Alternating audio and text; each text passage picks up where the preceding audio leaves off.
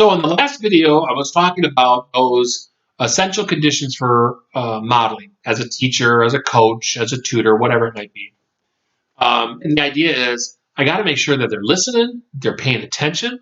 I got to make sure that I give them some sort of way to remember it, some sort of retention cues, some sort of visual image. I got to make sure that they're physically capable of performing it. But more important, well, I should say equally important is that they have to have a motivation. Why do I need to learn this stuff? Why should I listen? How am I going to use this stuff? Those are legitimate concerns by students. And one of the things that Bandura talks about is how a student's self-efficacy, and the truth is it's not just a student, it's a human behavior, but we can relate it to our students, is that the students have to make an evaluation of their self-efficacy. Can I perform this task? Can I do it?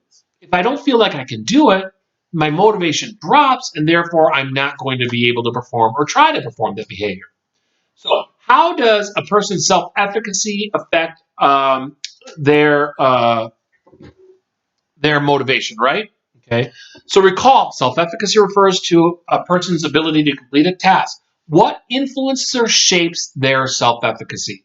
And what you're going to find is that there's four general characteristics that shape a person's self-efficacy. First and foremost is verbal persuasion. As a teacher, as a parent, as a coach, what do we look for from those individuals when we're performing a new task? We look for them to do what? Be a cheerleader. You can do this. Oh, you're doing great. You're on the way. Oh, you're almost there. You've got this. Great job. We're looking for that sense of verbal persuasion, that building us up, that we're getting closer and closer to that final behavior that will take us over the top. We want that cheerleader, right? And you find the siblings, our parents, our teachers, all of them play a part in helping us, and many times persuading us that we're working in a positive direction. Unfortunately, sometimes you have teachers, sometimes you have coaches, sometimes you have siblings that aren't the best cheerleaders. They're telling you that you'll never be able to do this, or you can't do this, or why don't you give this up? You know, I remember I've had students that have told me stories. I mean, as you can imagine, I remember a student one time was telling me a story about how he really loved baseball as a young kid. If anybody's ever watched young kids play t-ball, it's funny, right? Some kids are playing in the sand, making sand castles. Other kids are out picking daisies. You know, one kid's running to third base from home to third as opposed to home to first. It's just kind of chaos. And as a parent, as a coach, all you're trying to do is it's like herding cats, right? Now, the thing is that some parents are expecting more from their kids than others, and the kids are just trying to have fun. Now, the student tells a story about how he really enjoyed baseball and he loved it and all that stuff. And he was one of those young kids probably playing in the sand. Well, the next year he kept asking his dad, he's like, are we going to sign up for baseball? The dad turns around and says, well, you don't really like baseball, do you? Because all he did was play in the sand and basically was discouraging him from playing baseball. And the young boy looking up to his dad was like, oh, yeah, I guess you're kind of right. And he still remembers that, no, he really didn't. He wanted to play baseball. So the point is that when you think about self-efficacy, we look to those coaches and teachers to push us along, to act as that scaffold, to move us forward toward that goal, right? Secondly is our own past success and failures, okay? When we succeed a lot at something, we tend to think we can. When we fail a lot at something, we tend to think we can't. Well, think about that for a second. Do you fail at something again and again and again, and the next time say, oh, yeah, I'll get it this time. I'm really good at that. Now, generally, we start to evaluate our own performances and figure out what things we're good at and what we're not. And what do? We tend to work with things or do things that we feel like we can be successful at. We tend to avoid things that we're not. Just ask yourself, what's your content area that you least like? You want to avoid the most? Okay. In my classroom, you'll find students, some of it's English, sometimes it's physical skills, sometimes it's math. Well, when you come to college, where you have opportunities for electives, do you take classes in math if you think you're going to fail at math? No. Do you take classes in physical education kind of classes and stuff, if you don't think you're very good at it, no. We tend to go in a progression towards the things that we're going to be successful at. So our past experiences, our past successes, our past failures greatly shape our belief in our abilities and our self-efficacy. Third is our successes, the successes and failures of others. Models, people, our classmates. How many of you have ever sat outside of a classroom waiting to go in to take a test? One of your friends comes out having just taken that test, and you ask them, how was it? How did you do? And if they're really good at math, and they come out and they say, oh my God, that was the hardest test in the world, what happens to your motivation? What happens to your belief? Suddenly you hear them say that, and you're like, oh my God, I'm going to flunk this test. There's no way. If so-and-so, who's really smart, flunked the test or thinks they did really, I'm in trouble, right? Now flip it around. Another classmate comes out, and let's say they're not the smartest person in that class, and they come out and they're like, oh my God, yeah, I got a B plus. She already graded it. You hear him say or her say they got a B plus, and you suddenly feel, oh my God, thank God, I'm going to do really well. What? Because we're doing that. Remember, around second grade, students start doing these comparisons. 8 years of age, start doing comparisons. Looking around, what can they do? Who's good at this? Who's good at that?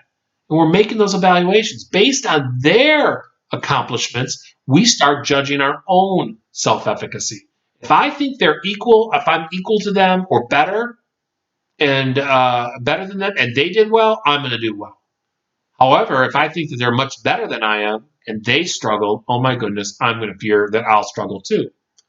And so as a student, we're evaluating our potential success based on someone else's experience. And lastly, is a physiological state. Sometimes, in the book talks about this a little bit too, is you think about it from a how hard you've worked at something. If you're really tired, okay, your likelihood to be successful. I haven't slept well.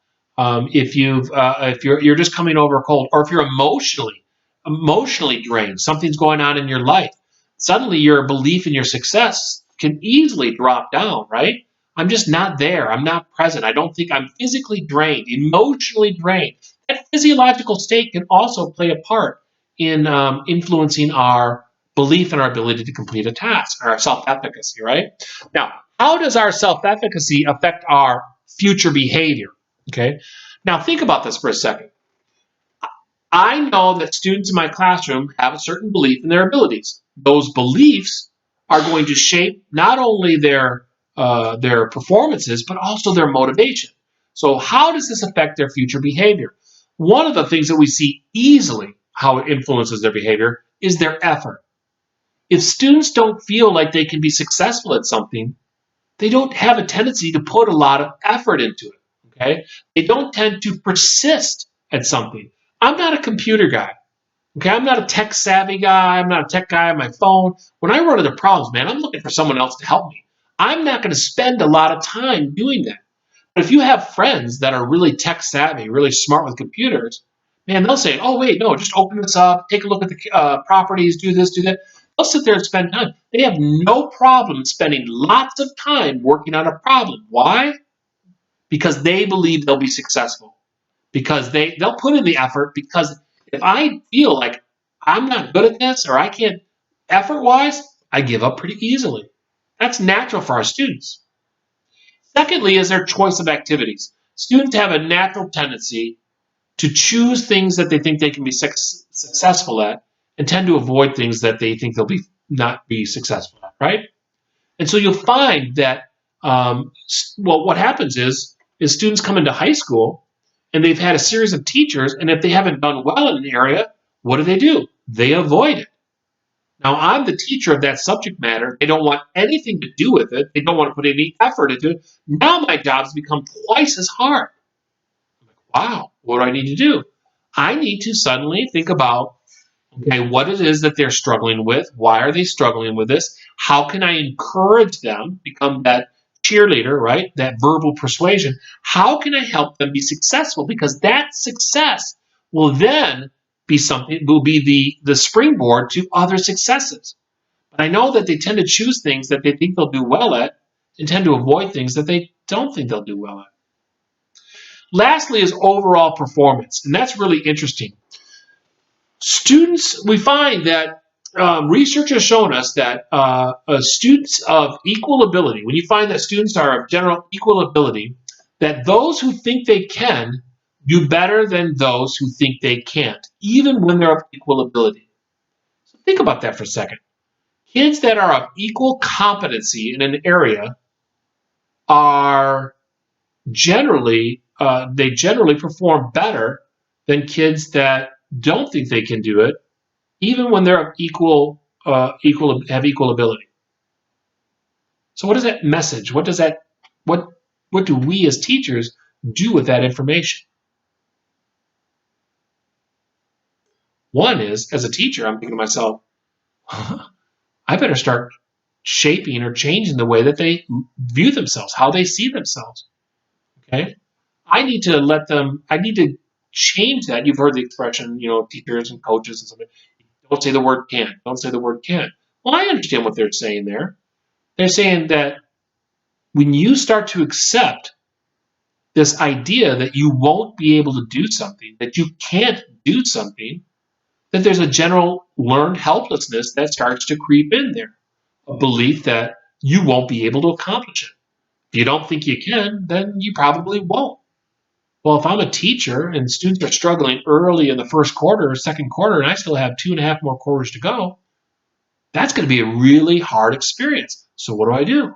I've got to change that mantra. I got to flip the switch a little bit on them and help them be successful. Start to see themselves as potentially successful.